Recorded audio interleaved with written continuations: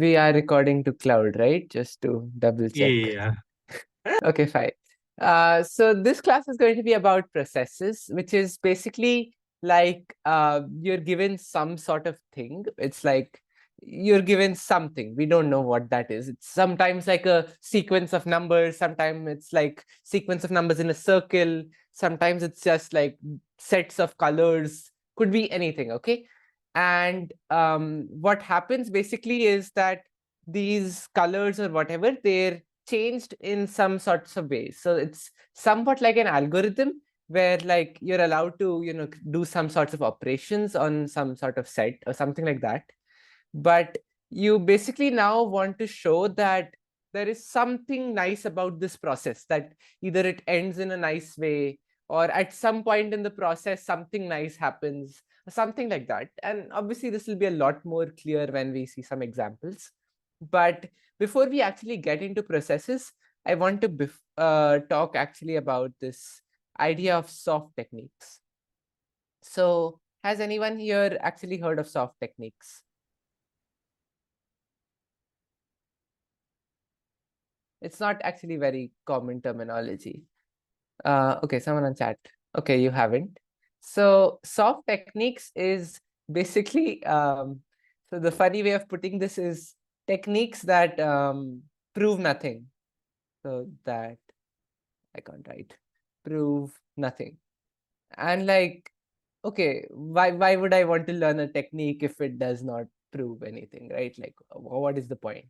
So soft techniques are actually like these sorts of ideas which help you gain a lot stronger of an intuition about a problem, like what is going on, like what does this mean? Because sometimes a lot of Olympiad problems, they end up feeling very abstract, because like you see the problem and then there are like so many variables, so many like different possibilities for what is happening, like you have no idea what to think of, right? So the leading thing which soft techniques is basically going to say is keep checking base cases. So basically a lot of the Olympiad problems, and like generally also when you see math, there'll be some n, right?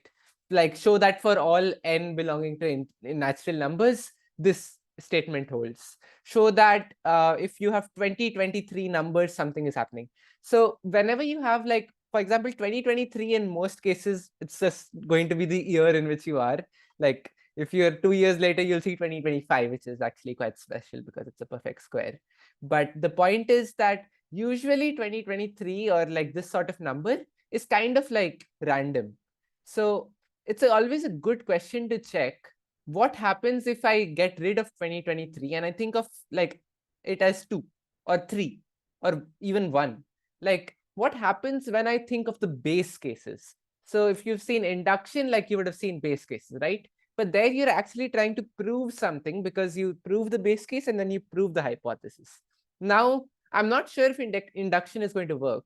I'm not even sure if it's like that's like a reasonable approach, but I'm still going to check the base cases anyway, because that can give me some sort of like intuition on what actually is going on. Because sometimes like when you see an n, like you don't really know what to do, right? And these are things we actually end up intuitively doing. So it's not something that is completely like a new idea, but it's sometimes important to like repeatedly tell your brain, okay, this is something I've forgotten to do in this problem. That's why I'm struggling. Okay, let me just do this. Let's get some more hang of what the problem is telling us. So on that note, let me get one of the problems here, and we can actually see how some of these, and also like there are other soft technique ideas. Okay, we'll see that a little later, but for now, this is the main one. So let's look at this problem. This is some old UK problem. It's like UK 2011, I think. But yeah, the problem is basically that you have two numbers, A and B, with A less equal B written, and you're allowed to perform these two operations. So one operation is like, let's say I have 5 and 7 right now. I can subtract a positive integer k from both. So I can, let's say, subtract 2 from both of these, and I end up with like 3, 5. Or I can double any one of the integers. So I can choose this one and double it. So I can get like 6, 5. And then I can maybe double this one. So I can get 6, 10. and so on. And like basically you want to like, let's say I call this operation A and operation B1 and B2. Like B1 if you want to change the first number and B2 if you want to change the second number. And basically you want to apply these operations in some order, which is like first you apply operation A and you subtract 3 from both, then you multiply the first by 2, then you subtract 2 from both, then you multiply by the second by 2. Keep doing this and both should end up at 0. So as an example, like for let's say, like if you have 4 comma 4, for example, now I can just subtract 4 from both and it becomes 0 comma 0. But the issue is if you have something like 4 comma 5, now this is not so easy, right? Like you can't just subtract 4. So you now have to use this double operation also at some point. So you want to use these together in some way to get to 0 comma 0. So that's the basic problem. So I suggest like people can think about this for like at least a minute or two, and then we can start talking about how we can approach this, not about what the solution is.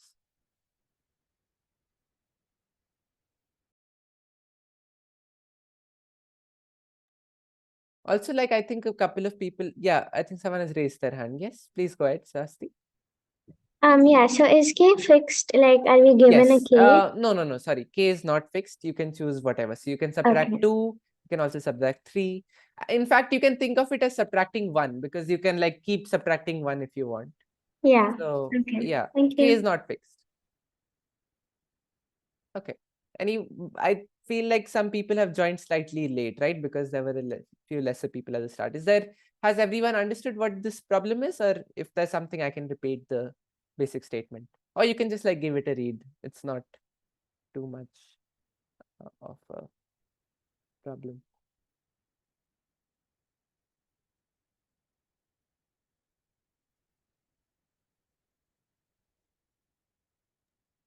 Uh, is it given that after subtracting that the two numbers remain positive? No, it's not given. Oh. I actually have an idea. Okay. Uh, we can make one of the numbers as 1, and then we can Okay, make I, one of I the see numbers I as see where you're going. Okay. So yes, that's actually a very good idea. But before that, so yes, there are two ways of thinking about this. Let's before that actually look at what is the most dumb sort of thing to do, which is like let's say you have 4 comma 5 and I decide to subtract 4 from both of them. And now I end up with 0 comma 1. So the question is, can I convert 0 comma 1 to 0 comma 0? Is this possible?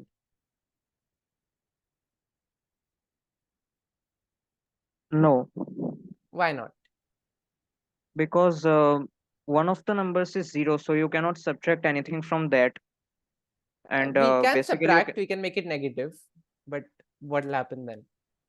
Like oh, it'll can become you make it -1, negative? 0. Yeah, you can make Oh, it negative.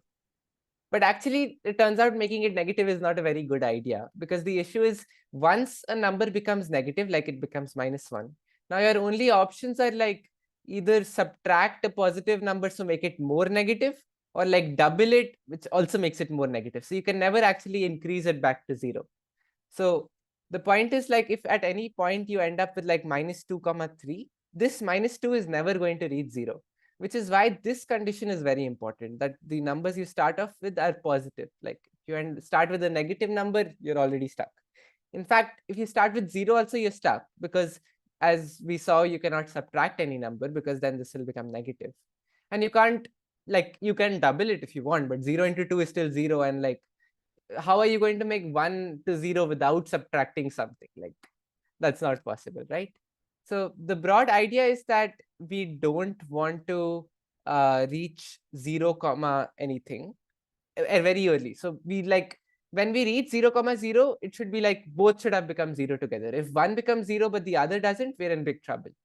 So yeah, I think the way to, I feel like the right way to approach this problem, of course, there are lots of ways, but something that works in a lot of different scenarios and I'm trying to popularize broadly is to think of the base cases over here, right? So we've seen that if anything is 0, that's already bad. So let's not think of 0, let's think of only positive integers. So what's the simplest case? The simplest case is when both numbers are 1. And that's very easy, right? Like just subtract 1 from both, it becomes 0, 0. And like that's fine. Now, okay, what's the next most simple case? Okay, 2, 2 is also very simple. Just subtract 2 from both. In fact, if you have n, n, you just subtract n from both and you're done. So that's all very cool. So now actually we only want to start off with like something that is different. And if we can at any point make the two numbers the same, then we're happy. So for example, let's start with 1, 2. How are we going to work with this? This is quite simple. Someone can let me know how we can get this to 0, 0. We can double the 1 and then subtract 2. Yes. Also, in general, like no real need to like raise your hand. If you want to speak, you can speak up. There's no issue. Yeah. So yes, you double this one. So you get 2, 2, and then you subtract 2 from both. So or you subtract 1 from both, you get 1, 1, and then you subtract another, so you get 0, 0. Okay, that was cool. What about 1, 3? Let's use a slightly different color. This one is slightly less obvious. We can double the 1 and then subtract 1. We get 1, 2 and then same. Yes, exactly. So the point is you reduce to something you've seen earlier. So when you multiply this, you get 2, 3. Now I'm going to subtract 1 from both and I get 1, 2. And okay, we've already seen this before. So now we know 1, 2, we do this, that we do this. So in fact, this is something that works out quite generally also. Like if you have like 1, 10, what you can try is like multiply this by 2. And now you get like 2, 10. Just doing the same thing. And now, okay, let's subtract 1 from both. And I end up with 1, 9. And then I can do the same thing, like multiply by 2 and then subtract 1. And I'll end up with 1, 8. And I can keep doing this till I reach 1, 1. And then I just subtract 1 from both and I get 0, 0. So I think this should be clear to people, right? Is there some, like basically what I'm doing is I'm reducing this 10 to a 9, 9 to an 8, 8 to a 7, 7 to 6, and so on, until I get to 1, 1, at which case I'm quite happy. So yes, now the problem is solved when the first number or whatever, one of the numbers is 1. So you have 1, n. This we know how to read 0, 0. And now it's actually very easy because if you start with something like 3, 4, like just subtract 2 from both, like make one of the numbers 1 because you know how to deal with 1, just make one of them 1. So we'll just reach 1, 2 and that we know how to do. So the broad idea I feel here is this whole sort of thing that, you know, okay, what's the simplest case? So starting off with things that are simple and building up to more complicated things until you reach the most sort of general case. And in fact, this is hardly a general case because there's like a slightly more generalized version of this, which is like you have like a full grid of numbers, not just like two numbers. And what you're allowed to do is subtract a single number from any row or like multiply 2 in any column. So, and then you want to make everything in the entire grid 0. So that's actually a cool problem and something you can try. Just to repeat, it's basically you have some m cross n grid of positive integers, and you're allowed to subtract the same number from all things in a row or multiply an entire column by 2. And you want to reach a state where everything is 0. And yeah, the basic idea here again is going to be, now the point is you have these variables, right? So actually, if you think about it, we have solved it for a 1 cross 2, which is like just two numbers, and you can multiply this by 2 or you can subtract the same from both. So that was actually kind of the simplest case. Like the simpler case is 1, 1, but that's kind of obvious. Like you just have one number, you subtract it, and that's done. So this is kind of like where like we can, you know, have these sorts of different levels of base cases and special cases and simple cases, and then you can build.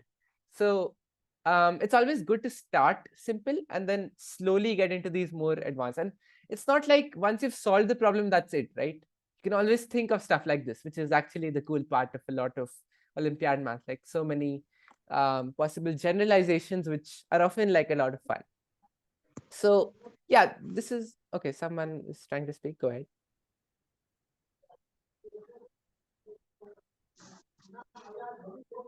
Swasti? Oh, no, wait. Who's unmuted? I'm not sure. Is someone trying to speak? Okay, maybe not. Okay, so yeah, this is, I think, the biggest part of this whole idea of soft techniques, the techniques that prove nothing. Like if you see here, we didn't prove anything till like this point. We were just solving some special cases, but that brought us like dangerously close to solving the problem because we like understood it so well, like what is going on, what you want to achieve, how you want to achieve it. And after that, it's just a matter of like figuring out what's the right way of framing it. So yeah, there are a few other things which come under soft techniques. Few of the funny ones I'll just mention. One of them is like, okay, if a problem looks very unintuitive, um, like you don't believe the problem, no way that's true, right? Then try to disprove the problem. Like, I'm not saying that you'll actually succeed. Okay, maybe you might succeed if the problem is fake one or something, but sometimes what happens is when you try to like construct a counter example for a problem and like you keep failing because obviously the problem is true, then you kind of get an idea of why the problem should be true, why you can't construct such a counter example. And this works some places, doesn't work some places. Like here, it wouldn't make sense to do something like this. And the problem is like fairly intuitive if you think about it. Like you have all of these operations, there should be some way to reach 0, 0.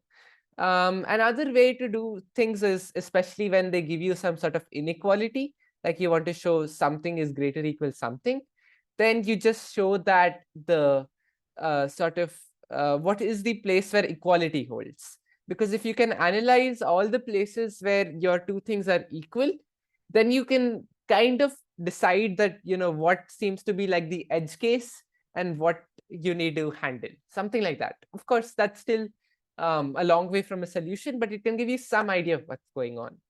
So this is sort of equality cases. Another thing that comes under soft techniques is like just experimenting, right? Like it's not necessary that you need to start simple. Sometimes like over here, if we started with 4,5 and then we just started playing with this, that also can give you a fair bit of intuition of what's going on. Because although it's not a simple case, working with it and just experimenting is like a pretty useful technique because it again gives you a lot of intuition.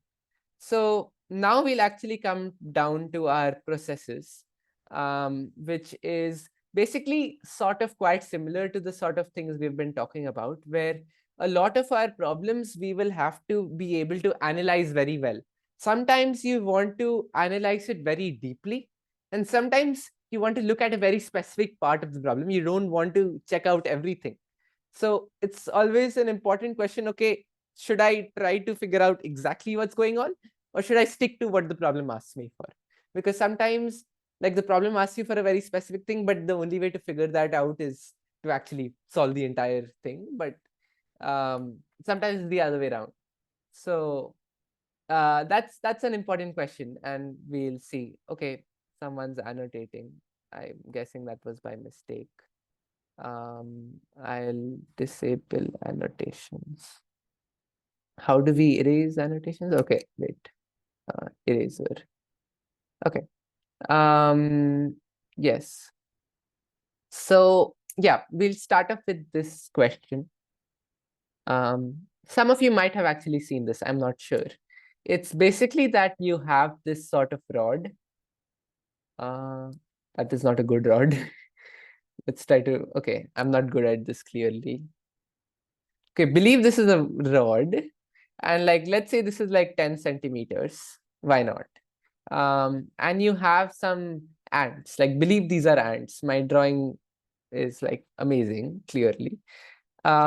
These are ants, not human beings, because I don't want, okay, they could be human beings, but like, doesn't sound like a very nice idea. And you have like some human beings and some different points of the rod, there are like different human beings or ants.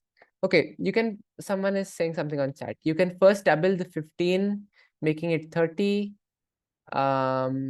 Wait, what are you answering? 1 second.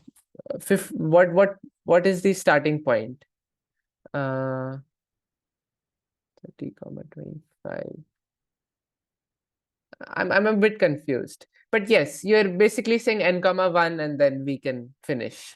So yeah, in fact, you don't need to actually like do that doubling and all. Like you can just directly bring it to 1 comma n, right? By subtracting like n minus 1 if you have like n comma m. But yeah, now let's like leave this for a bit. This was just to get an example of what's going on. I think the real stuff starts now. So you have these sorts of either ants or human beings. Let's just stick to ants, okay? So you have these ants, and they're at different points on the rod, and each of them has a direction. So some ant is moving here, some ant is moving here, this ant is moving here, and all of them have this fixed speed. So everyone is moving at like 1 millimeter per second. You don't need any physics here. I'm not going to start taking projectiles and all that. Don't worry. It's like only like we're just using pretty much nothing about like stuff like that here. So everyone is moving with 1 millimeter per second velocity, speed. And what happens is that, you know, these different ants are moving. This ant is going this way, this ant is going this way. Eventually they'll collide. Both of them are like hitting each other. Now what? So the thing is, whenever two ants that are moving towards each other, they collide like this, then they reverse their directions. So the left ant, it starts moving this way now, and the right ant, it starts moving this way. So you were coming like this, and then you start going like this, if that makes sense.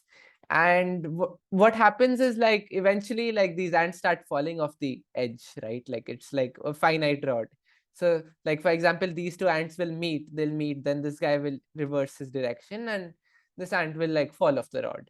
So once you fall off the rod, like you're out of the game, right? Or you die or whatever. I don't want to make it that sad, but let's say like you're out of the game. And what you want is that at least one ant stays on this rod for as long as possible. So for example, if there is some ant over here in the middle of the rod and it's moving this way, but then it hits some ant over here, and then it hits it, so it starts moving the other way, and then it hits another ant which was moving this way. So it basically keeps going like this for a long time. Of course, you can actually show that eventually the ant will have to fall off. That also is not actually very clear, but you can show that. And you want to find the maximum time for which at least one ant stays on the rod. Across all possible starting configurations. So like the ants can start off anywhere, go in any direction, speed is fixed, length is fixed. And like ants keep hitting each other, stuff keeps happening. Like it's a very complicated thing. I can't even analyze this with numbers, right? Previous one, I can still think of simple cases and all. Now, like I actually have to like imagine like stuff moving, which is already hard. And I need to find this sort of very weird thing, which is like, how long can at least one ant stay on the rod? The question is, How many ants are there? good question. As it turns out, okay, there are 10 ants. Let's just Okay. say. Yeah, what I was going to say is okay, I'll not say that.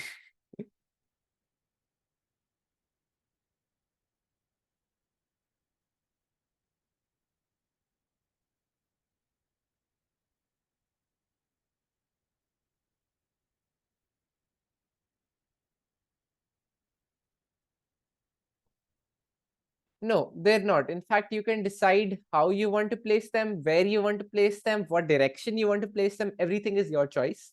You just have to maximize this thing. Like how long can this stay? You want to create this sort of configuration where like either like everyone is standing at the end points or like everyone is at the middle. Like you can decide whatever you want, but I want this thing to be like as big as possible, the amount of time for which an ant stays on the rod. So you decide how you want to place them. It's your choice, but you have to figure this out. That's the main point. Cool. At the starting configuration, can like two ants overlap each other? Yeah. We'll imagine like they're like very, very, very slightly different from each other. You can assume, yes, they're at the exactly same point. It does not impact the question. Or it kind of impacts the question if I think about it. But yes, you can imagine that they're at the same point, like exactly same answer for that matter. And like they can be at like the very edge, they can be at the exactly middle, like Like, don't think about the ant having any width now, like one leg is on this side, one leg is on that side. All that is like, it's just a point which is moving. That's it. Like the ant is all just for flavor text.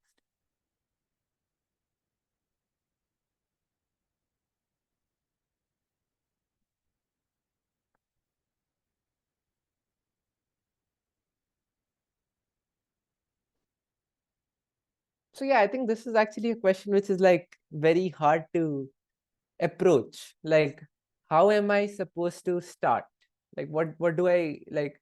Do I figure out what happens when I place two ants at endpoints? Like, find out the total time. Then I compare it to the thing when they're at the middle.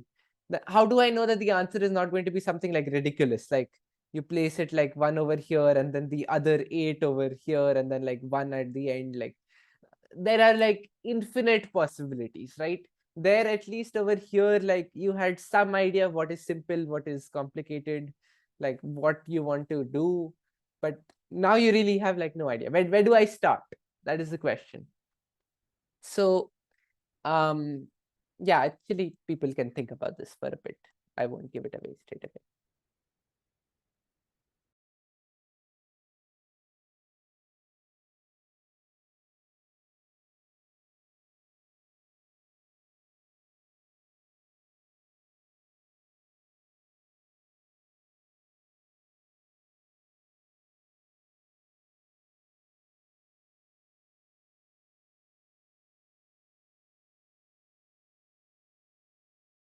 Okay, just answering something on the chat. You don't want to find out which ant stays for the longest. You want to find out how long that ant stays. So for context, what Yash is saying is you want to imagine you have only 3 ants, and then the guess is that, and which is a fairly reasonable guess, is that the one in the middle is going to stay for the longest. But the question is, how long does this ant stay? And also, the slight issue with this is like, if you have 4 ants now, who is in the middle? Like, which of these two things are we looking at? And yeah, you want to find out like the time for which it stays. So it's not necessary that, okay, I mean, it's, if in the 3 thing, it's pretty much necessary that the middle one is going to stay for the longest, because like it's going to hit one of these probably. Actually, I'm not even sure if it's, yeah, it is kind of necessary. It does make sense, because if this ant is falling off this way, it already dies. So you can imagine it's going this way. So the ant first goes this way and then it falls up this side. So it takes a fair bit of time. But yeah, the question is not which ant, but how long does that ant take? Also, someone else was saying something, or was that Yash only? I'm I not sure. actually have a little approach. Like we can I think see. about the ants as ghost ants. Like they can just pass through each other instead of colliding. So like one ant travels in one direction. Exactly. So yeah, I think that was the main idea. But I feel like that's a very cool idea, and sometimes it becomes hard to motivate something like that. But basically what the idea is, see, we don't really know what's going on. The only thing the problem really tells you is what happens when two things, what is the problem condition? What is the biggest condition? The condition is that when two ants collide, they reverse directions. Rest all things are constants. You have this constant, you have this constant, you have like some falling off. But the biggest condition is what happens when they collide. So it's like there's this sort of local feeling of it where you don't want to look at the entire process. For a second, I'm just going to look at this very specific part of the problem where I'm going to look at what happens when two ants really like hit each other. So there's one ant coming from here, one ant coming from here, and then they go reverse the direction, right? So like, just to draw that, like you have one ant here, one ant here, and now both of them are coming. Now both of them are at the center, like very, very close, and then they reverse their directions, and then they end up again like this. But the main idea is that, these ants are kind of the same thing to you. So you don't really care, like both of them look blue to you, right? You don't really care whether it's the left ant that went left or the right ant that went left. So the idea is, imagine that when things like bump into each other, they don't change their direction, they just move on. So now they just like go like this. They just pass through each other. So the idea is it's the same, because even when you pass through each other, there'll be one person who's moving towards the right, and there'll be one person who's moving towards the left. Now, when you bump into each other in reverse, there's still one person who's moving to the left and one person moving to the right. So actually, it doesn't make any difference if you like ignore the problem condition altogether, which is that this bump has to happen. So you can imagine that the ants just like walk from one end to the other end, and like problem is done. Like, because now basically like each ant, it just starts here, it'll just keep going straight and it'll fall off the other end. So like the max time it can stay is just like 10 centimeter divided by 1 millimeter per second, which is like how much? That's like 100 seconds. So, and that is very much achievable. Like, just make everyone start on the left and like make everyone fall off the left. You'll get 100 seconds. And the point is, you can't do better than that, because now in this new way of thinking about the problem, each ant is walking straight, and like they can walk straight for at most 100 seconds. After that, they have to fall. So yeah, this is actually like a very cool trick, which a more general idea here, which is this thing is, don't play by the rules. So they give you a rule, but there's no reason why you need to follow it. What happens if I don't follow your rules?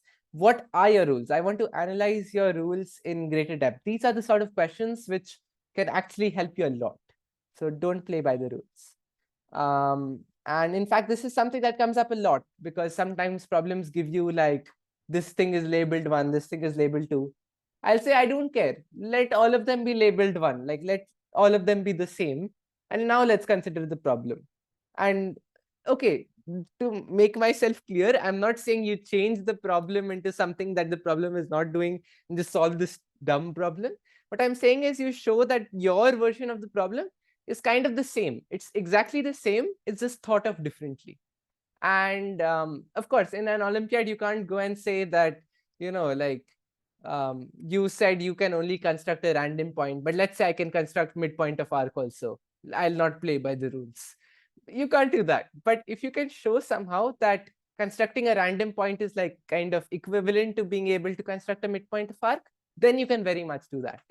So you can change the rules according to something that's mathematically correct. Don't do whatever you want also.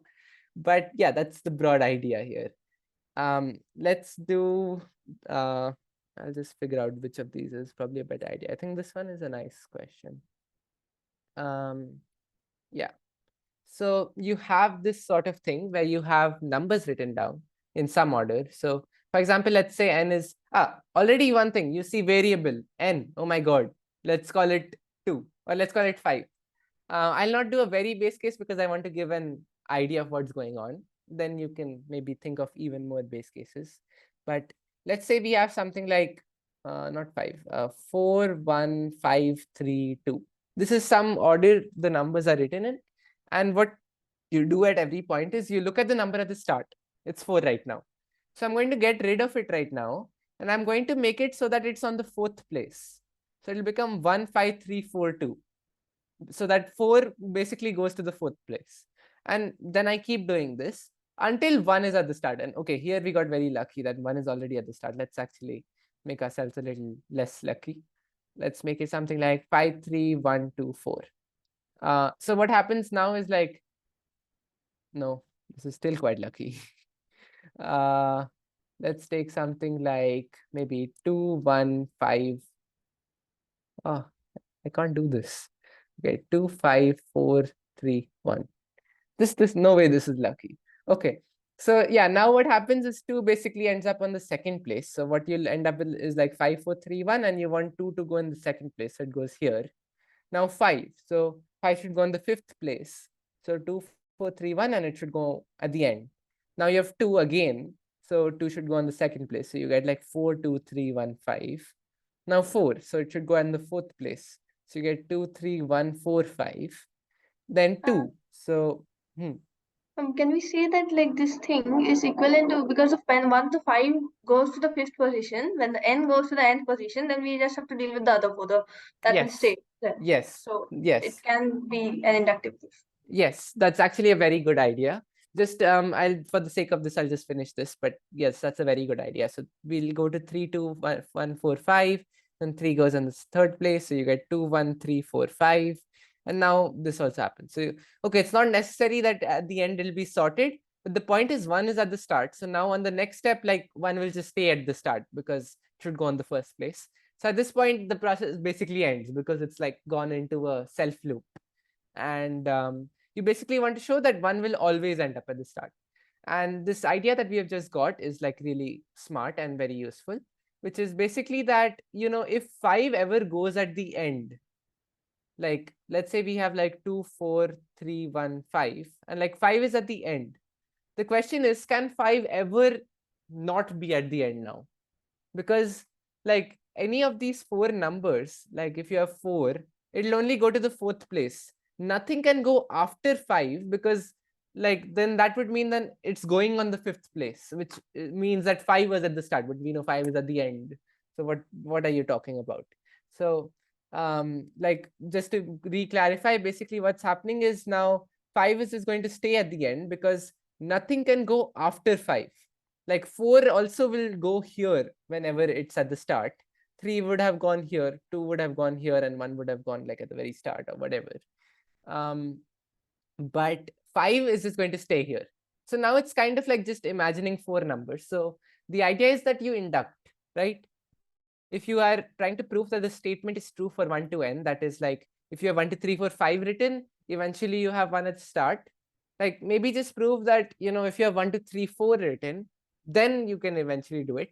And you'll also have to prove the extra thing that 5 eventually does go at the end. Like what if 5 just never goes at the end? Then you can't really induct very well, right? So your 2 main things now is prove that 5 goes to end. Actually, that's the only thing, because once we can prove this, then you are done by induction, right? Because induction does the rest of the job for you.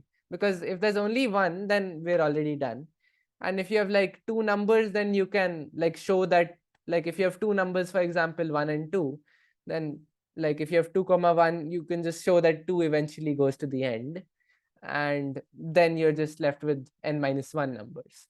So if you have like 1 to 10 in some order, then eventually you can, if you can show that 10 goes to the end, then now you just have to deal with 1 to 9, show that 9 goes to the end of this subsequence, then 8 goes to the end of that subsequence, and so on. But I'm going to tell you there is a slight issue. It's not as nice as it looks. For example, let's look at 2, 1, 4, 3, 4, 5, 3. So now what happens is like 2 just goes here and like we're already happy. Like 1 has reached. Congratulations. The issue though is like 5 never went to the end. So are you really going to try to prove that 5 always goes to induct? Goes to end is what I meant to say. Yeah, so, but 4, 5, and 3 are at the end. Yeah. Yes. So in some sense, that's kind of good, but it's not even necessarily that good, right? Like what if I have like 4, 1, 5, 2, 3. And now 4 goes over here, and now, okay, I'm happy. But 5 is at the second place. It's not even towards the end. But yes, 5, 2, 3, 4, which are all bigger than 1, are all after 1, which is fair. But this is actually still the main idea. I'm not saying this does not work. And we just have to slightly change what we are trying to prove, because this is not true. Like 5 doesn't always go to the end.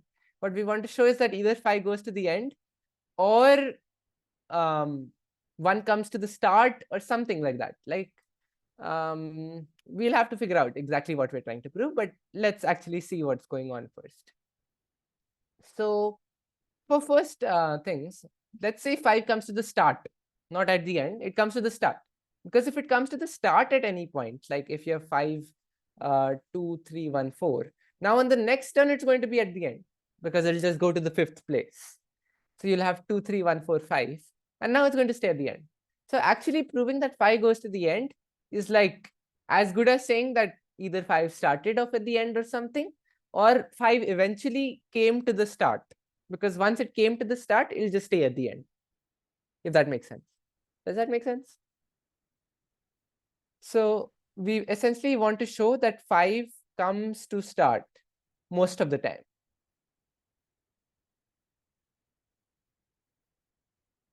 When it doesn't, we want to show that it was not that hard to solve the problem anyways, but that's actually the main question, like what do we do if it doesn't? So, okay, actually let's assume 5 never comes to the start, ever. Like it just never comes. You keep doing this till infinity. If maybe may or may not, 1 may or may not come at the start. Okay, let's assume 1 also doesn't come, because if 1 comes, then problem is solved. So let's say 1 never comes at the start, 5 never comes at the start. Like the numbers at the start are always like 2, 3, or 4. And like 1 and 5 is also not at the end, because 5, if 5 is at the end, we're happy. So 5 is not at the end, so something else is at the end. So like let's say 3 is at the end. 5 is somewhere in the middle, but it just never comes to the start. 1 is also somewhere in the middle, but it never comes to the start. So these are the conditions we have now. So 5 does not come to start, 5 does not go to end, 1 does not come to start. If this is making sense. So yeah, what do we do if like none of this happens? This is the main question now. And yeah, this is like the main point of the problem. Till here, we've been doing mostly like intuitive stuff, which is like trying to induct in like some sort of way. But this is the place where like a lot of people can get stuck. Like, now what?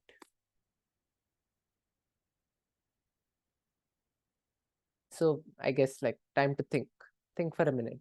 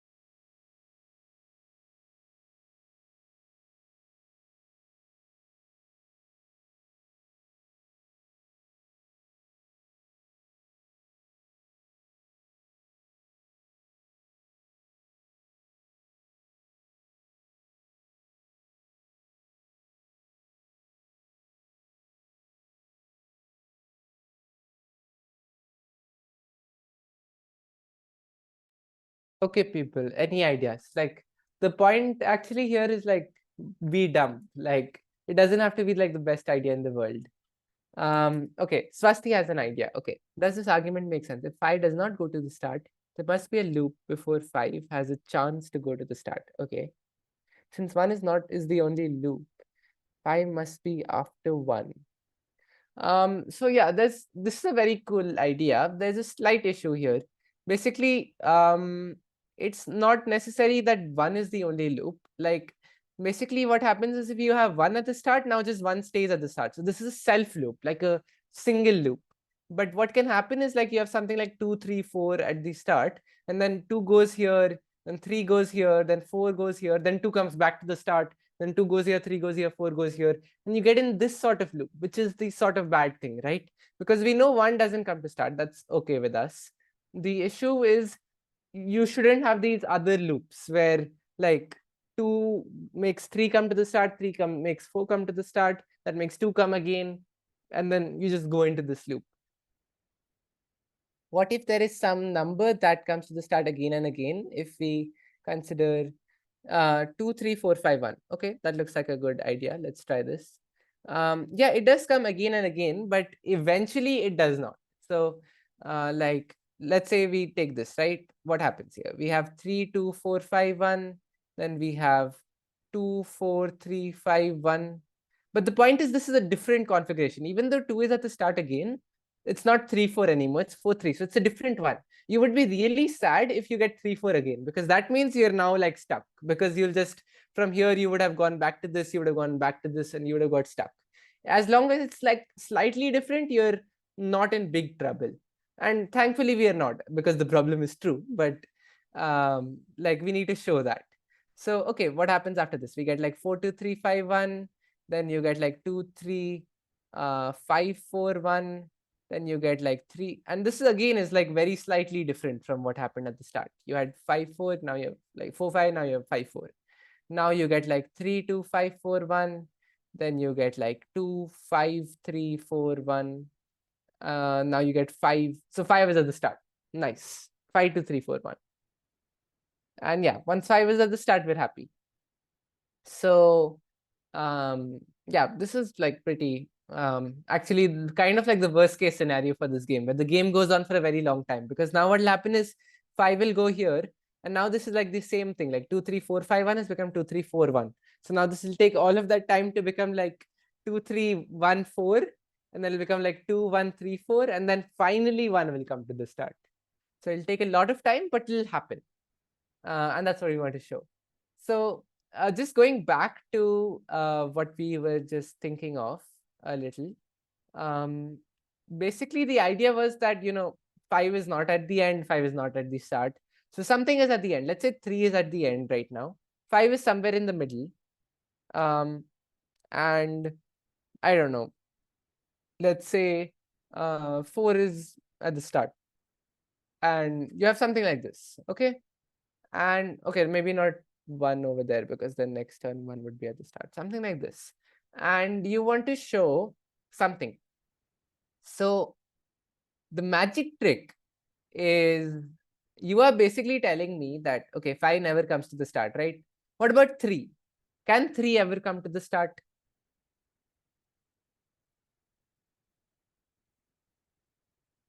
That's the question to consider. It can't, because when 1 reaches, then it will continue coming as 1. So any number past 1 can't come again to the start. Yes, that is true, but I'm just thinking if that is completely valid. Like, can you not skip over something? Okay, you can't really skip. Yeah, okay, but okay, that should also work, but just like like even without considering that, like the point is basically that what can make 3 not be at the end? Like 3, the point is actually stronger. It's not that 3 doesn't come to the start, it's that 3 stays at the end. Can you show that 3 stays at the end? No. Assuming that 5 never comes to the start. Basically, if 5 never comes to the start, then any number which is after 5 cannot come to the start. Why not? Is that true? Let's see. I don't think that should be true. Wait. That does look true though. Wait. Let me construct some counter example. Like, imagine you have like 2, 3, 4. You have. Okay. I mean, yeah, this does sound right. So, no, but wait, what did we prove? We just still proved that it doesn't come to the start. I want to show that it stays at the end. Is that the same thing? That's not the same thing, right? Yes, but yeah, what you're saying is right. Because 5 doesn't come to the start, 3 cannot come to the start. Because if 1 comes to the start, we're done. So 3 again doesn't come to the start. But I want to show in fact, that 3 just stays over here. Like, there's nothing that can make it not be at the end. Because see, the idea is essentially that what can make it go away from the end, right? Like, imagine 4, right? Where will 4 go? 4 will drop in before 3. So it's not affecting 3. 2 will drop in like here, again, not affecting 3. The only thing that can make 3 not be at the end is if something goes after it. And the only thing that can go after it is 5, because it has to go at the end, right? But we are saying that 5 never comes to the start. So, like, how is it going to go after it?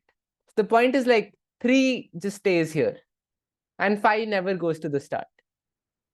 And we were hoping that it was something like the other way around, right? We were hoping that you had something like 42315. That would be amazing, because then induct, like 5 is at the end. Now think of 1, 2, 3, 4.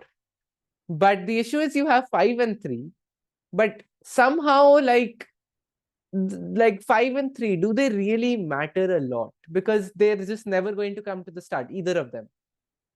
So the magic trick is, I'm going to say this situation, I'm going to convert it to 42315, and I'm going to say these are kind of equivalent. Like they're just the same thing, because 5 never comes to the start. You can and 3 never comes to the start. You can just imagine that the numbers are the other way around. And because they never affect anything, it should not actually affect the problem. So in fact, basically what I'm saying now is, you can imagine that a little more concrete way of putting this. But if 1 is at the end, yes, this is the only edge case where what happens if 1 is at the end, where you can't exchange it that neatly. But that's what we'll have to look at. But if some other number is at the end, then we can actually kind of exchange these two. And that doesn't matter, because neither of them come to the start.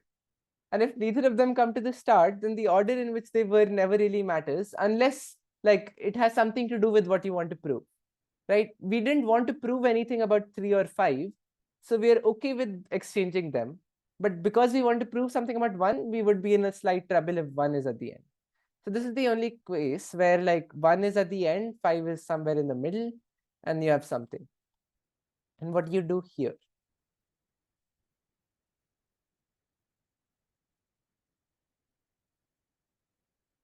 So this is actually something I'll leave you people to think about. It's actually along these same lines. Okay, we have a chat message. Okay, someone is actually giving a full thing. Assume for the sake of contradiction that 5 doesn't come to the start, that there be x numbers before 5. There are two cases. The a numbers are 1, 2, 3 to x. We can use this by induction, sure. There's a number which is more than x, which is before 5. Okay, now we have to prove that y will come to the start. Can say something, so I'm going to say 5 will come to the start, and this is yeah, this actually sounds like pretty cool. Basically, who is this? Shreya is saying is, if you have 5 at, let's say, the 4th position right now, then there are two cases. Either the first 3 numbers are just 1, 2, 3 in some order, or there is some number more than 3 over here. So if they are 1 to 3 in some order, then you can just ignore everything after this, because nothing after this is actually going to happen. If 1 to 3 is just over here in some order, 3, 1, 2, then nothing is going to go after this. 3 will just shift in here. So it's actually equivalent to just solving it for 1 to 3. So you're done by induction, strong induction to be more precise, but it's the same thing. And yeah, the other case is where you have some number like 4 over here. And now this is slightly tricky. What do you do when you have a 4? Because now the 4 does have the capability of getting out of this place. Does it though? So again, you want to sort of induct. And yeah, this is a very good sort of idea. And it, I think, does work out. You just have to work out some details. So I'm actually not going to spend too much time on this, because there is one really cool problem I want to do now, and that'll take some time. But the broad idea here, which I really wanted to show, is this idea, which is that if 5 and 3 are not really mattering to what you want to prove, and neither of them are actually ever changing the constraints of the problem because they're never coming to the start, then it doesn't matter. You can do this. And it takes some time to convince yourself that this is legal. You're not going to get a 0 in your exam for writing this. But I think the most formal way of saying this is imagine the alternate game where you had 4, 2, 3, 1, 5. And even in this game, 3 and 5 should never have come at the start, because if 3 came at the start, then in this game 5 should have come at the start. So if 3 never came at the start, then okay, I'm still a little bit running around in a loop of saying that it's the same thing, and it's a little bit intuitive. It takes a little bit more concreteness to show more perfectly, but actually let's think about this. What's the best way of framing this? I think one thing is very clear, that if 5 is at the end, it's going to stay at the end. So like, and here also 3 is at the end, we know it stays at the end. So those things are the same. And 5 never comes to the start, and equivalently 3 doesn't, because what governs whether it comes to the start? It's the other numbers. And the other numbers are the same. So they govern whether you should come at the start, and they're saying no, so you're not coming at the start. And like, okay, I think the slightly better way of saying this is like you sort of induct in a different way, where you basically say that eventually the number at the end will become fixed. I think that's the best way of framing this. So like eventually you'll have at the end of this thing a number which stays there forever, and that number is not going to be 1, which is important. Because once that is true, then now you're just solving it for these numbers. Of course, they're not 1 to n in some order now. Now they can be slightly different. So you have to be more careful with your arguments. What is the problem statement? The problem was basically that you have 1, 2, 3, 4, 5 written in some order, like 1 to n. And you're basically taking the thing at the start, putting it at the kth point in the position in the sequence. So 2 goes to the second position, so you get 4, 2, 3, 1, 5. Then 4 goes to the fourth position, so you get 2, 3, 1, 4, 5. And you keep doing this, and you want to show that eventually 1 is at the start. So yes, I think this is something worth thinking about. It's something that I think also helps you figure out what's the most firm way of like framing things up. I don't want to give too much away, and I also honestly don't remember the exact argument, so we'll have to discover it together if we are doing that. But I think we can do that towards the end, because first I want to get through this one very cool thing, which is this idea which is called the superposition trick. But even before we do that, we're actually going to play a sort of a game. Not exactly a game, but like this sort of fun process problem, which is basically that you have like some cities, okay? Or let's say, yeah, you have some cities. City 1, you have a city 2, and you have a city 3, and you have a city 4. And there are some roads connecting these cities. So like city 1 is connected to city 2, city 2 is connected to city 3, city 3 is connected to city 4. And you can, if you know graph theory, you can think of it in terms of graph theory, but we don't need any graph theory here. So you're very well off without knowing it as well. Don't worry about it.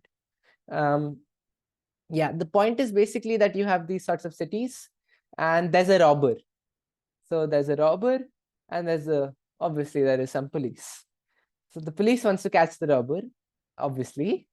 And the robber is in one of these cities. So let's say it starts in some city 3. Now the police has no idea where the robber starts, but what it can do is like every day I'm going to go check one city. So I check city 1. Okay, you're not there. Then next day I check city 2. Okay, still not there. Okay, I check city 3. Oh wow, you're there. Found you. Caught you. Game over. But that's hardly interesting, right? You just go through each city until like you find the robber. What's fun? The fun thing is that the robber is also not like immobile. Robber gets to move every day. So the idea is that every day the police can choose any one of the cities and check if the robber is there.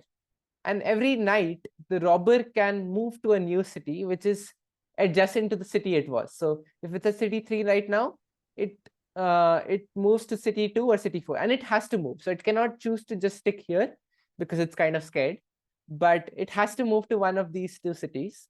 So let's say it moves to city 2 on the next day, and then it moves to city 1 on the next day, then it moves back to city 2, then it moves to city 1, and it like basically tries to keep avoiding the police. Now the robber doesn't really know where the police is. Police doesn't really know where the robber is until the police catches the robber, in which case both of them get to know what's happening. But you want to show that, prove that despite the robber being able to move, the police can guarantee catching the robber in like at most some number of days. Like for now, let's just say in at most like 1,000 days. Like we don't need that many days. We need a very few number of days, but show that I can basically guarantee that I'm going to check first day, I'm going to check this city, second day, I'm going to check this city, third day, I'm going to check this city. And at the end of this checking, at some point, I would have caught you. It's not possible that at every point you somehow outplayed me and you just escaped my forever. And like, this is like really unintuitive, right? Like, I mean, you're checking the city, I'm just going to run away from there. When you check this, I'll just run away here. Like, how are you catching me? But the police can actually guarantee that no matter how the robber tries to run and like whatever they decide to do, they cannot escape for infinite time. Eventually, for like infinite number of days, they will be caught. And I can basically like give you a list of cities. So day 1, check this, day 2, check this, day 3, check this. And eventually the robber would be caught in these 3 days or something. Can the police stay in the same city? Yes, they can jump, they can do whatever they want. So you can check city 1 here, you can check city 4 here, you can do this, and then you can do this, and then you can do this again, you can do this again, you can do whatever. But the robber has to move to an adjacent city and it has to move. So the robber has that level of freedom, which is less. Check and go on to the other end. If yes, this looks cool. It doesn't directly work, but that's a very good idea, which is that, okay, imagine I just checked this city. The next day I check this city. The next day I check this city. I basically kind of am trying to drive you into a corner and then I catch you at the corner. That's sort of how, you know, you actually play these sorts of games in school also, those games where you're catching each other. You're kind of pushing someone towards a wall, and when they hit a dead end, they don't know where to move, and then you catch them. So that's sort of the broad idea, but there is an issue. So imagine like on day, okay, firstly, this can work out very well sometimes. For example, let's say this is city, this is where the robber starts. You don't know this. Let's say you start here, you don't find him. Next day you check here. Now the robber must have moved either here or here. If he moved here, he's caught. So he must have moved here and you didn't catch him. Okay, next day I'll check here. And now the only option he had was to move back here. So this time you've caught him for sure. So you've essentially sort of drived him towards a corner. In fact, if there were more cities, this would have been slightly more intuitive. So I'll just add in 2 more cities. Now what can happen is basically he doesn't actually need to go towards you. Here also, he can go further away. But you didn't catch him. So then you check this city. Now he's trying to still go further away. But eventually, like, he'll have to come back. And at that point, you'll have caught up with him. So that's the idea. But there's a reason why this can go wrong. Yeah, someone go ahead. Yeah, like you check city 3 during the day. The robber is in city 4, so just during the night he decides to go to city 4 or city 3. Exactly. That's the issue. What if they jump over you?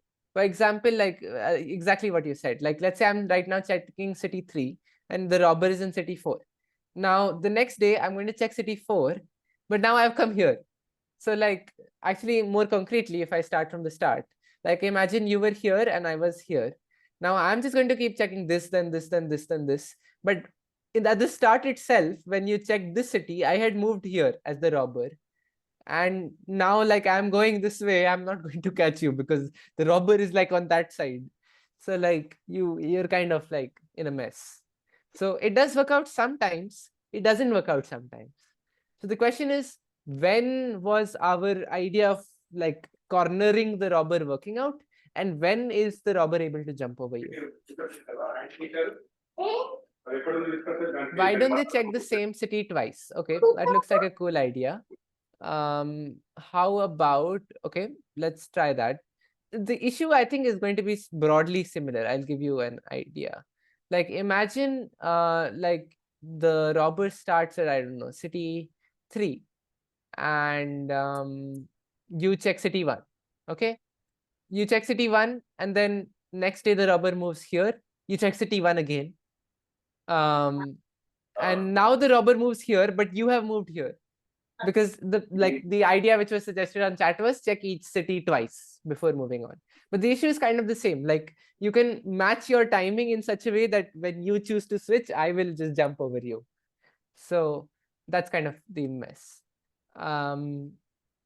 So in fact, like the robber kind of has this sort of advantage that what you're doing should work no matter what. The robber just needs to create one scenario where he can escape you.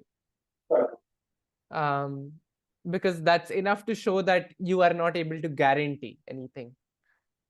So yeah. Yeah, let's actually try to figure out let's stick to the normal one only, like where you're just doing this. Also someone is on unmute, I think. I'll just mute. Okay. Yeah, so the idea is basically you like keep going right, and you reach the end point. And okay, you didn't catch him means he jumped over you at some point. So the question is,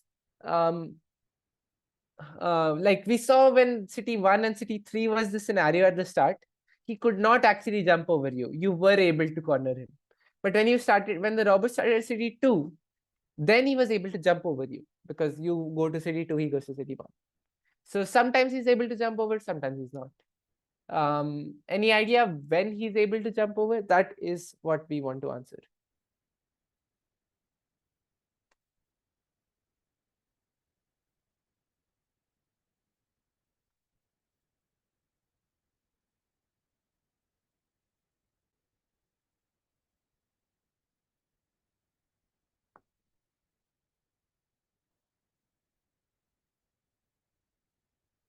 I think I have an idea, but it's not very related to like No what you've problem. Go for it.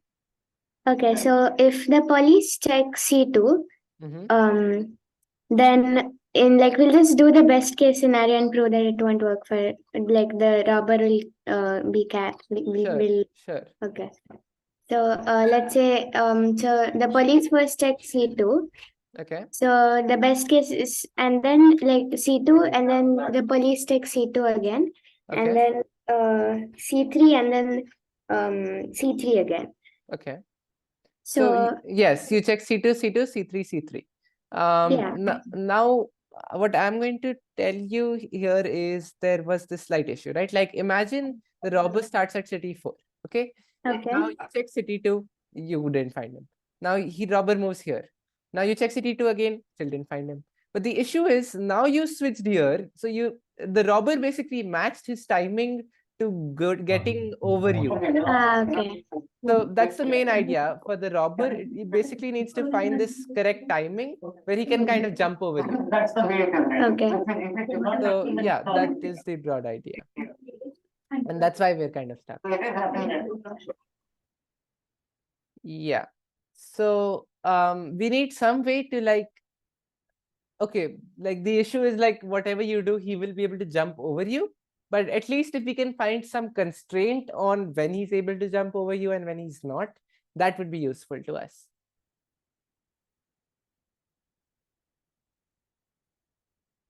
Because certainly he's not always able to jump over you, because like as we saw when he started city 3, he was not able to, he was getting cornered.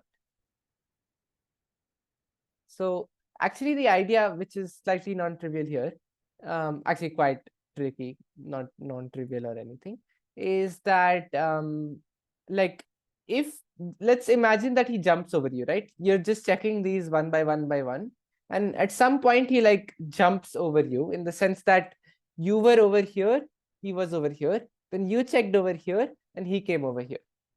So the point is that the number of like roads in between you is odd, which is quite cool.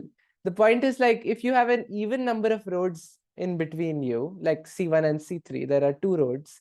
Now on the next turn, there'll either be 0 roads in between you or there'll still be 2 roads in between you. And then this time there'll be 0 roads. Basically, the point is that the parity of the number of roads in between you is not going to change.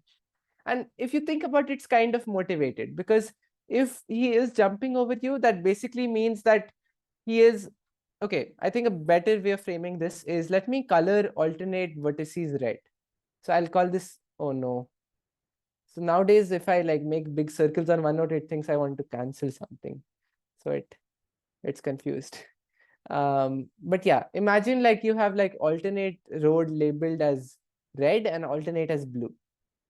So if he is jumping over you, that means that he must be on a different color from you, because you were here and he was here, and then he jumped here, you were here. So you both are always on different colors, because on any move, when I am doing my normal check, I am going to keep switching my color. He is going to have to keep switching his color because he has to move from blue to red or red to blue. And the point is that if both of you start off on the same color, you're very happy, because now you will always stay on the same color and he'll never be able to jump over you, because the only time you can jump over someone is when you start off on different colors. So the idea is exactly this, that okay, let's hope that the robber starts on the same color as you. So you start off on C1 and you hope that the robber started on a red thing, and you do your normal thing and you reach the end and you didn't catch him because he jumped over you, which means that he must have started on the blue thing.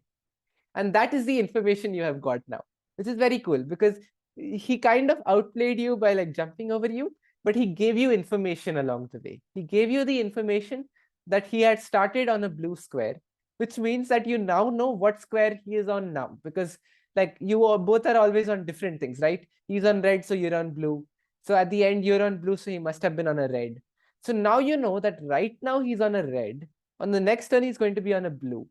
So I'm going to like waste a move so that you come to the color I want, and then I'm going to do it all over again, because now I know which color you are on and I can make it so that you're caught. So it's okay if this was a slightly unclear. The idea, again, if I am to repeat, is basically that you are first assuming that he's on the color you like. If he's not, that means that your process will fail entirely. But because it has failed, he has given you the information on what color he is.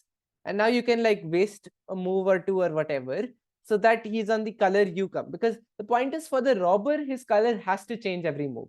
If he's on blue, he has to move to red. If he's on red, he has to move to blue. But for you, you decide.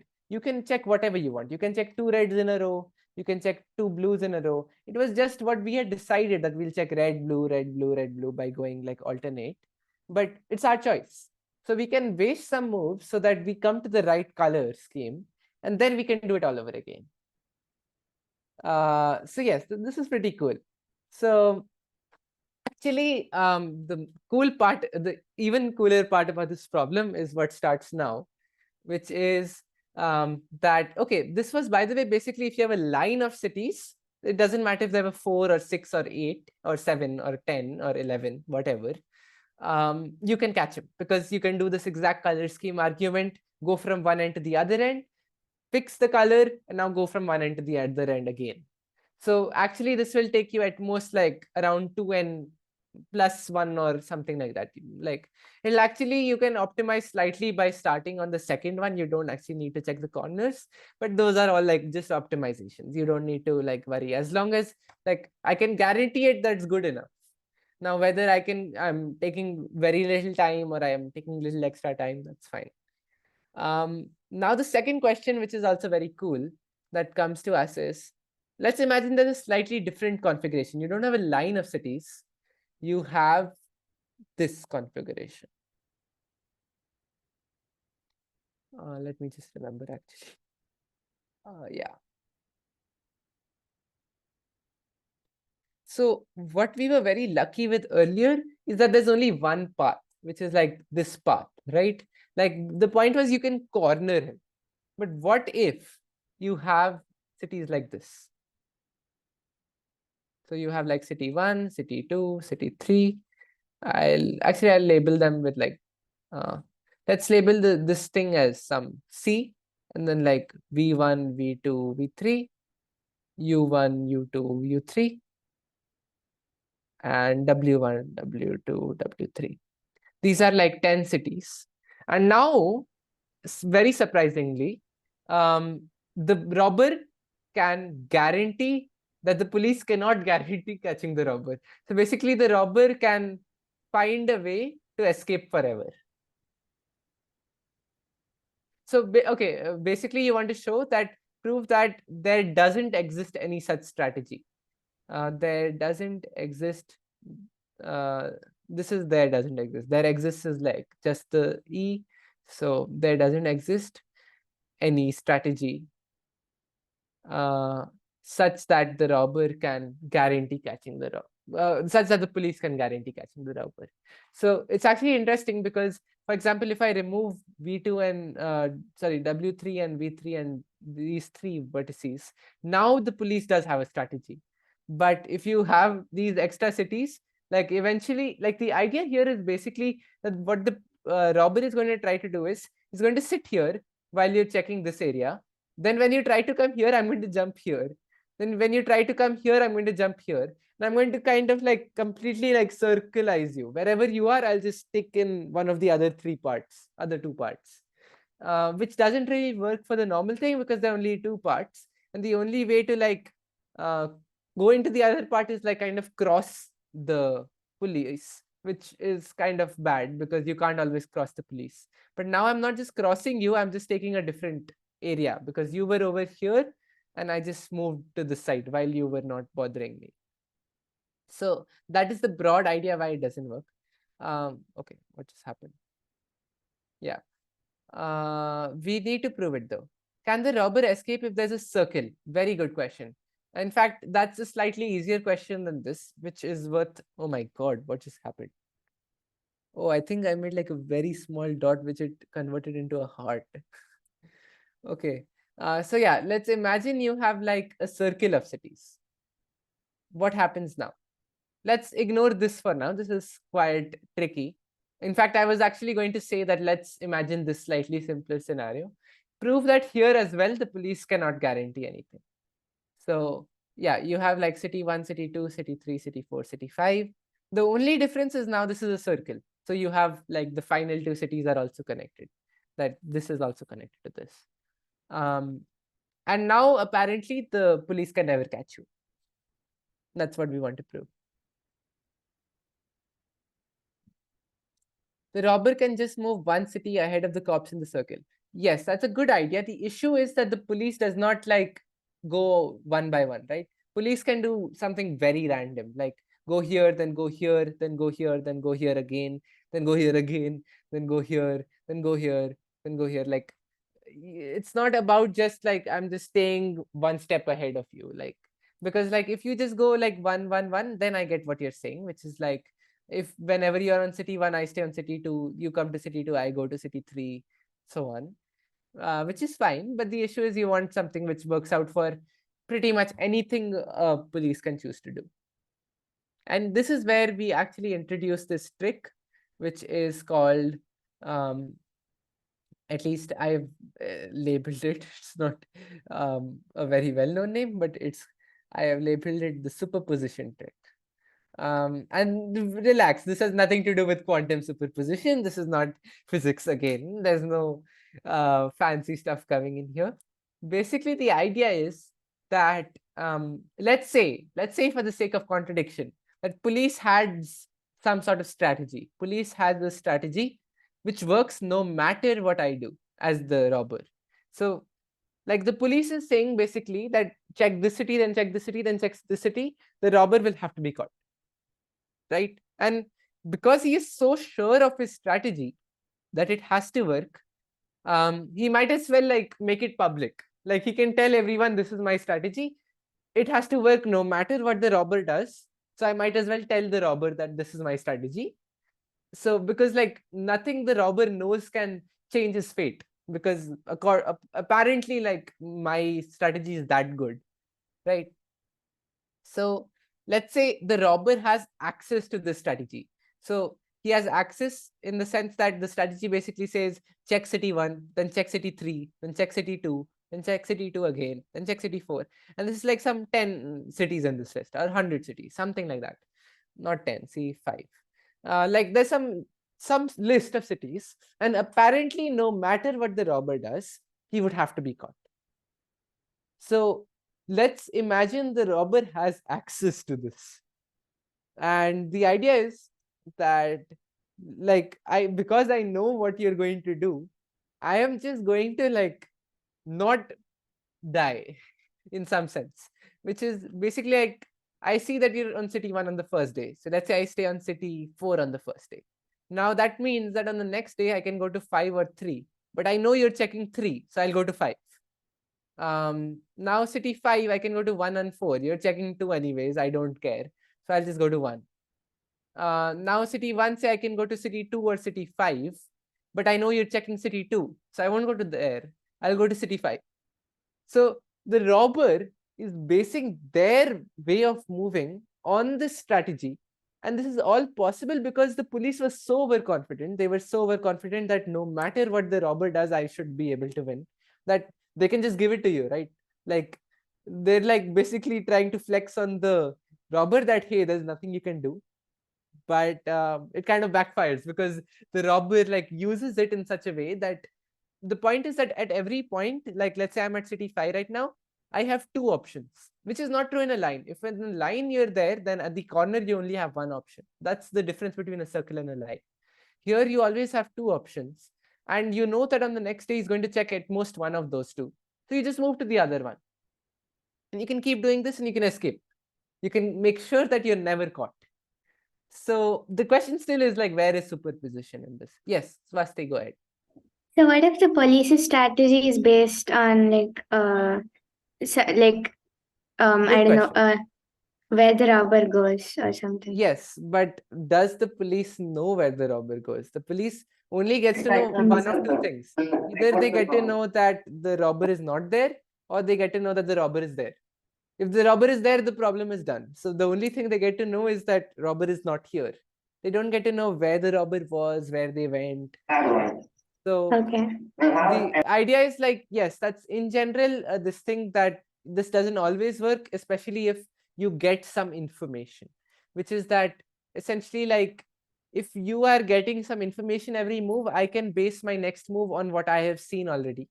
But I know that what I've seen already is that you were not there, because if you were there, then the problem is done. But I don't have any other information, which is why I can pretty much list my strategy. There is no if and then, because there is no condition.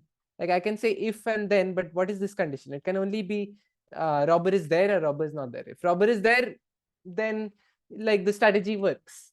But if robber is not there, that's the only thing I'm worried about. So yeah, like the strategy basically is going to be saying that at some point in this list, you would have been caught. So then that if condition is anyway handled.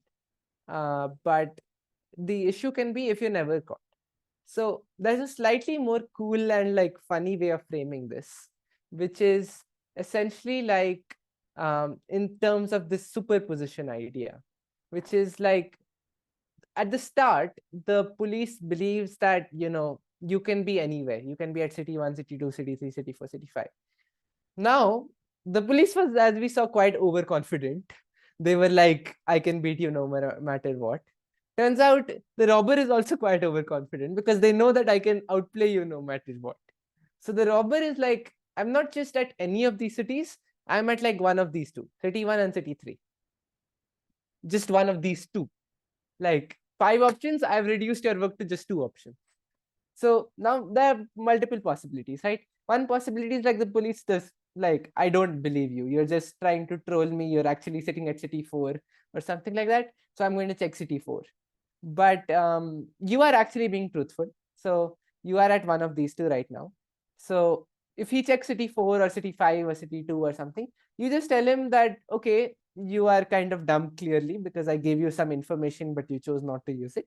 So I'll give you the information anyways. Like, let's imagine I was not at city 1.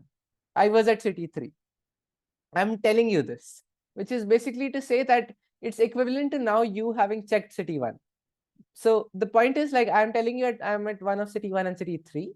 And if you check city 1, I'm going to make it so that I was at city 3.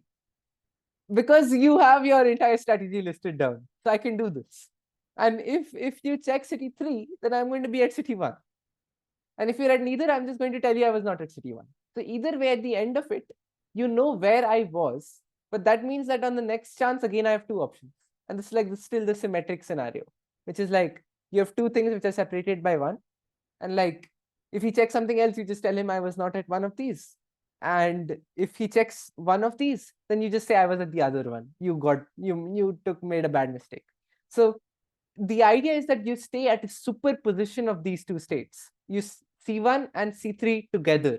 and you make your decision on which one you want to be on after the police decides what they want to choose.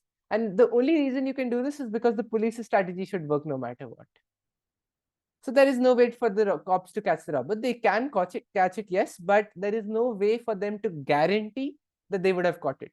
Because if there was a way, then we can list that strategy. And if that strategy is listed, then I can systematically outplay that strategy as the robber. So yes, this is the idea of superposition, where essentially you have like 5 options at the start, but you don't want it to be that complicated, because sometimes when there are like so many possibilities for the robber as well, like the robber is confused as to what is going on. And it's possible the police is like really smart, and like after doing some 500 moves, it figures out that, okay, on the next move, you're not going to be at one of these cities. So it got some information out of these 500 moves, and then it keeps trying to do this. So you kind of try to reach a point where no matter what the police does, after the move, they would end up at an equivalent scenario. So you had these two, C5 and C2. On the next turn, you will end up with these two, which is like equivalent, like 2 cities. Like I've just labeled them differently. It's the same thing. So you gained no information and you're at the same point. So if I can show that I can basically keep you in this loop of never gaining information, then you're stuck. So that's actually what we're going to try and do here. So you have this again, and you want to basically do the same thing. Like imagine that the police is very smart. They find a strategy, they list it, and you want to like do some sort of thing and figure out. So the first thing to question when you are defining this sort of idea is, can the police gain any information at all? Like, let's say the police is very smart and they spend some 10 moves and they figure out that you are not over here. One of them, very slight, but some information they have got. So they've got some information, and basically what you would want is that you already tell him, I'm not over there. I'll save you the pain of figuring that out. Because the point is, I know you won't be able to get further than that. So I'm just telling you I'm not there. If you choose to check there, like I'll just tell you I was not at this place. So it's equivalent to you having checked this place. But that's the broad idea, which is that let's first see how good the police can get. So firstly, one thing I like to say is we can use the same coloring idea, which is like you color all the cities with 2 colors, like blue and pink. So you have this sort of coloring, and also it's 7:30. I'll probably extend like 5-10 minutes. We should end soon. I hope that's not too much of a problem. Yeah, so you have like these cities, and like they're like colored. You have something, and the point is I can do the same thing. Like I can assume that you are on color blue, because if you are not at color, like, okay, I can assume that you're in color blue, and let's say I can solve the problem assuming you're at color blue. Then I can solve it for anything, because if I can solve it for assuming that you're on color blue, and like let's say the answer for that was like check these cities, and it didn't work, that means that you must have been on a pink city, and that means on the next turn you'll be on a blue city, and then I can restart the strategy by like wasting a move, and now this time I know you're on a blue city. So the point is, already with some very smart this thing, like the police can rule out most of these things. So now the police knows that you're at one of these 4. So already the police gets a lot of information. So first thing I'm going to do as the robber, I'm going to tell you, hey, I'm at C, V2, W2, or U2, one of these 4. Try your best to catch me. But as it turns out, he can actually gain more information, which is kind of a mess. So the trick is, like, let's imagine I'm the police and I know you're at one of these 4. Okay, C, V2, W2, U2. I check V2. Okay. Okay, you're not there. That means you were on one of these 3, which means that now you can be like, you could have been at C. So now you can be here, here, here. You could also have been at W2. So you could have been here, now here. You could have been at V2. So you can now be here. So you're basically at one of like this one, this one, this one, this one, this one, something like this. And now I'm going to basically check this one. So I'm kind of basically trying to cut you off from one of the sides. So because I've checked, I think I'm like running out of boxes and stuff. I've given too many colors to things. That's sort of an issue. Let's get rid of some of the stuff.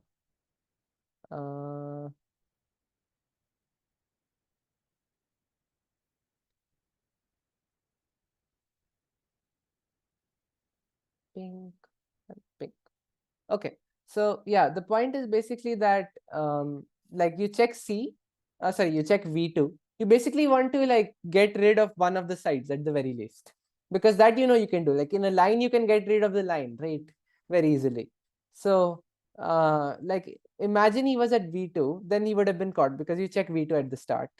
So let's imagine he was at one of C, V2 and W2 because we have assumed he's on one of these four. And then that means on the next turn he can be on one of these pink ones. So one of these 5 pink ones.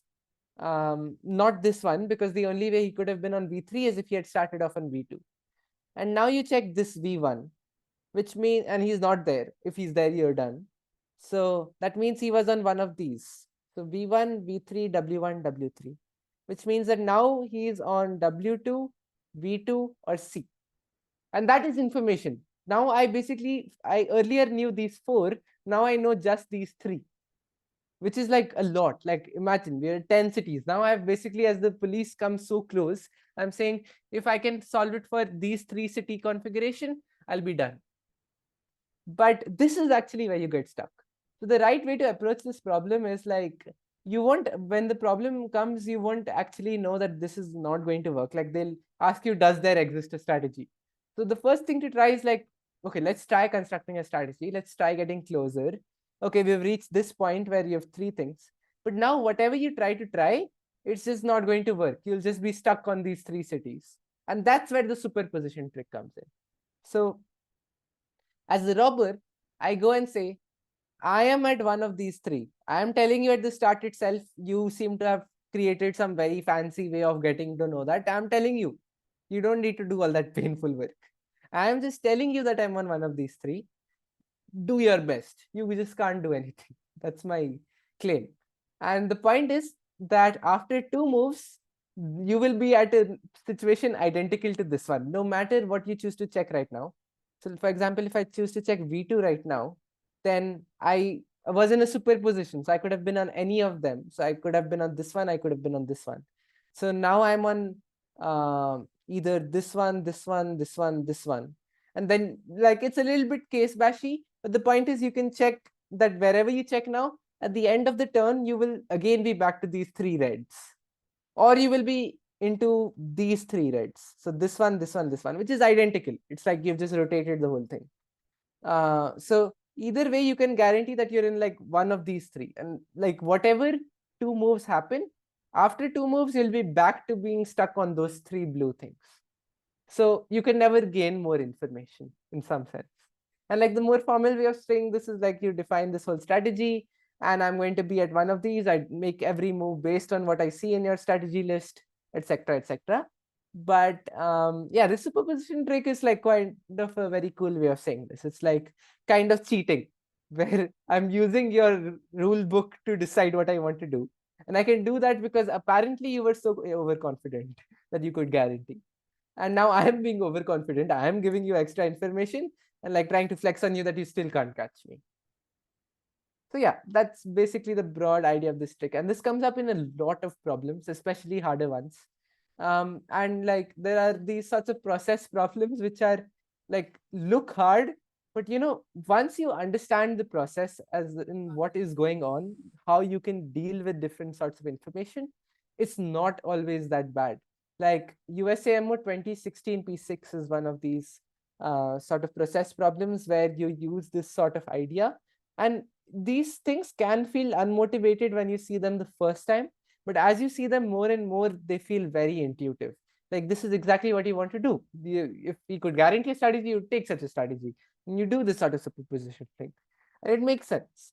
but on the first time, it's definitely going to be hard. So I wouldn't blame you if you're like a little bit confused as to what happened here. I suggest like when the recording comes out, if you're confused, then you can maybe go through some of the parts again, because it does take time to sink in this entire idea. So it's definitely not something that's obvious and easy, and it's used in a lot of hard problems. Like it's also used in some TST 2015 P3 of USA. It's also used in like IMO problems for that matter. There was this, forgot which one it was. There was some problem, and then some Elmo shortlist problem. I remember seeing this sort of trick. This sort of superposition trick is actually something that comes up a lot, but people don't call it the superposition trick. People just call it looking at the strategy and thinking of it. But when you know this sort of thing, then you're kind of looking for it, which makes it a lot more easy to find, which is why it's pretty cool. So yeah, I think we've broadly covered everything I was looking to cover. Does anyone have any questions on this or anything we did today? Hey, could you just main idea of superposition? Could you just state it? Yes. The main idea is basically that, like, imagine you have these 10 cities, right? You don't know, like, it is possible for the police using some amazing strategy to gain some information that you are not on all of them, but you can only be on like this side or that side or something. So to make your work easy, that is as writing a solution. Writing solution is not an easy task. So you want to make your solution as simple as possible, and you realize that he can gain some information. So you say that, let's say he has gained this information, and he knows now that he is at one of these three states. He is either on this point or this point or this point. Or in another problem, this could look like he has either rearranged it like this, or he has rearranged it like this, or he has rearranged it like this. And I don't decide which rearrangement I want to choose until you tell me what you are doing on the next move. And because you were so sure that you're guaranteeing it, you have given me this entire list.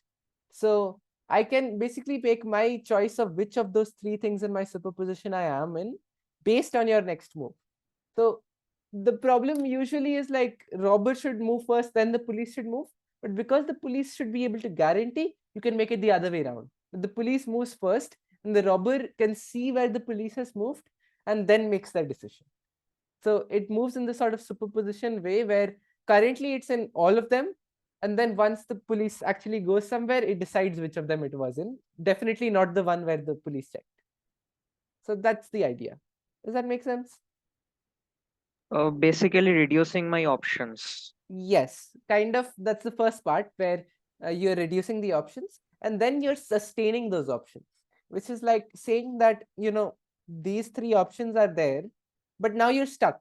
Basically, I'm going to show that after two moves, you'll still be on these same options. So that's where I can actually get into some sort of loop where after two moves, you gain no information. You're still stuck with those same three options. So you will never be able to solve the problem. Whereas if you had all of the things as options, you could have gotten rid of some things. Now you can't. So you've reached this sort of end scenario where you're stuck. And that's the idea. Okay, like And some sort of invariant at the end. yes, you can think of it something like that, where it's like, yeah, the things are not changing, which is a good way of thinking about it. But yeah, it's a little bit more complicated than that, but and a little bit harder to find than most invariants. But yes, that's a good way of thinking about it. So yeah, I think that's broadly it. Any other people with any questions?